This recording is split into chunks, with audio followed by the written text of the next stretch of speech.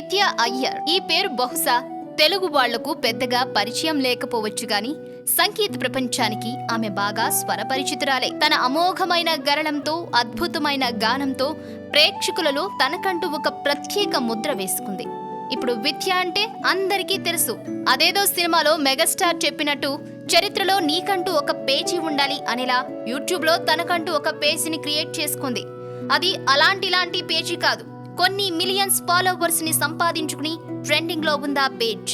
Youth లో విద్యకి ఉన్న ఫాలోయింగ్ అంతా ఇంతా కాదు, ఏకంగా యూత్ ఐకాన్ గా మారిపోయింది విద్య. 2015లో విద్యా వోక్స్ అని ఒక పేజీని క్రియేట్ చేసి తన సెక్సీ వాయిస్ ని ప్రపంచానికి పరిచయం చేసింది. అయితే విద్యా వోక్స్ అని ఈ పేజ్ కి 90 మిలియన్ వ్యూస్ రావడం మామూలు విషయం కాదు.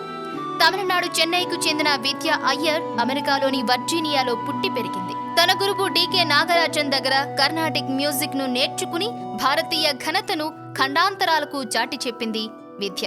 తనకు ఇంత పేరు రావడానికి కారణం మాత్రం తనకు మాత్రమే సొంతమైన వివిధ భాషల పాటలను తన స్టైల్లో పాడటమే.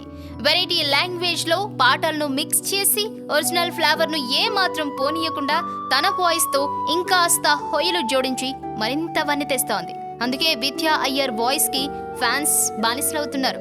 హిందీ సాంగ్ తో ప్రారంభించి అక్కడి నుండి తమిళ్ కి, తమిళ్ నుండి ఫ్రెంచ్ కి, ఫ్రెంచ్ నుండి తెలుగుకి, తెలుగు నుండి భోజ్పురికి, భోజ్పురి నుంచి మలయాళంకి, ఇలా ఎక్కడి నుండి కావాలంటే అక్కడ, ఎలా కావాలంటే అలా తన వాయిస్ ని మౌల్డ్ చేసి ఫ్యాన్స్ ని మాయ చేస్తోంది ఈ చిన్నది.